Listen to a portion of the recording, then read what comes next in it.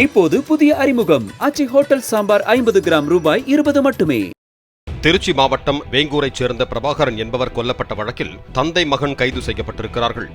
விசாரணையில் அதே ஊரைச் சேர்ந்த கற்பகம் என்பவருடன் அவருக்கு தவறான தொடர்பு இருந்ததும், கற்பகத்தின் கணவர் பெரியசாமியும் அவரது மகன் சரவணவேலுவும் சேர்ந்து கொலை செய்ததும் தெரியவந்தது.